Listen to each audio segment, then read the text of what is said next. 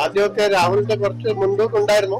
രാഷ്ട്രീയ പ്രശ്നങ്ങളൊക്കെ വന്നപ്പോഴേ അങ്ങോട്ടും ഇങ്ങോട്ടും ഒക്കെ മാറി. ഇപ്പൊ മൂന്നുപേരും ടൈറ്റാണ്.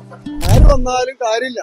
നമ്മള് പണിയെടുത്ത് തെണ്ടിച്ചുണ്ടാക്കിയ നമ്മുടെ വീട് നേരാക്കാം. തെരഞ്ഞെടുപ്പുമായി ബന്ധപ്പെട്ട് എന്താണ് നമുക്ക് പറയാനുള്ളത് നോക്കാം. ജനങ്ങൾക്കുള്ള ബുദ്ധിമുട്ടാണ് ഏറ്റവും മെയിൻ. കേന്ദ്രം കൂടി കിട്ടണം, അപ്പോഴേ നടക്കുള്ളൂ. പഴയ ഭരണം വരണമെങ്കിൽ UDF കിട്ടണം. കോൺഗ്രസ്സുകാരിലെ വന്നിരിക്കുന്നത് അവരിന് വരുന്നതല്ല. നമ്മുടെ വീട് ഇപ്പൊ തന്നെ ഇടിഞ്ഞു പൊളിഞ്ഞ് കിടക്കണ.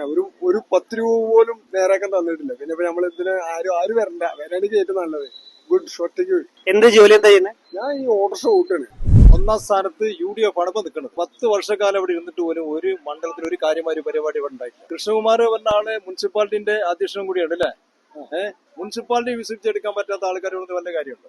ഇവിടെ ഒരു കംഫർട്ടേഷൻ വർഷങ്ങളായി ഇവിടെ കെട്ടിയിട്ട് ഇതുവരെ പൂർത്തിയായിട്ടില്ല. ശരിക്കും പാലക്കാട് നല്ലൊരു കംഫർട്ട് സ്റ്റേഷൻ ഉണ്ടോ? ഇല്ല, എവിടെയും സംബന്ധിച്ചുള്ള ഏറ്റവും റെയിൽവേ സ്റ്റേഷനിൽ യാത്രക്കാർ ഇഷ്ടം പോലെ വരുന്നതാണ്.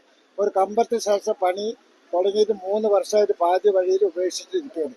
യാത്രക്കാർ വളരെ ഭയങ്കര ബുദ്ധിമുട്ടിൽ. ആര് ജയിച്ചാലും അങ്ങനെയുള്ള കാര്യങ്ങൾ, നാട്ടിലെ നല്ല കാര്യങ്ങൾ അവസ്ഥയാണ്. കാരണം എത്ര ആൾക്കാർ സ്ത്രീകൾ വന്ന് ഇവിടെ മൂത്രപ്പുരണ്ടോ ചോദിക്കില്ല. അവര് നമ്മളെ മുസ്ലിം സമുദായക്കാരാണ് ഞങ്ങൾ പള്ളിയിൽ കൊടുക്കും. ഇവിടുത്തെ ഉത്സവാന്തരീക്ഷം വെച്ച് നോക്കുമ്പോഴേ ഈ ഇലക്ഷൻ ഒന്നും ഇവർക്കൊരു പ്രശ്നമല്ലാതെ ഞങ്ങൾക്ക് തോന്നുന്നത്. യാതൊരുവിധ ഇലക്ഷന്റെ ഒരു പ്രചരണ പരിപാടിയോ കാര്യങ്ങളൊന്നും ഈ ഏരിയയിലൊന്നും കാണുന്നില്ല. ഇലക്ഷന്റെ ഒരു ട്രെൻഡ് കണ്ടിട്ട് രാഹുൽ മാങ്കൂട്ടത്തിലാണ് സാധ്യത കാണുന്നത്. 3 പേർക്കും തുല്യ അവകാശമുണ്ട്. 3 പേരും നല്ല സജീവമായിട്ട് പ്രവർത്തനം വരുന്നുണ്ട്. 3 പേരും തുല്യ പോരാട്ടോ. പക്ഷെ ഒരു മുൻതൂക്കം രാവിലെന്നാണ് തോന്നുന്നത്. ഞങ്ങൾ ഈ ഭാഗത്ത് അന്നും ഇന്നും ഇങ്ങനത്തെ ഒരു മാറ്റം വന്നില്ല. പിന്നെ ശ്രീകണ്ഠ MP ആയി വന്നതിന് ശേഷം ഒരു 15 ലക്ഷം രൂപ ചെലവാക്കിയത് അവിടെ ഒരു ബസ് സ്റ്റാൻഡ് കെട്ടി. ഈക്വൽ ഒരു ഭാഗത്ത് രഥോത്സവം പൊടിപൊടിക്കുന്നതിനിടയിലും ഇലക്ഷൻ പ്രചാരണം സജീവമാണ്.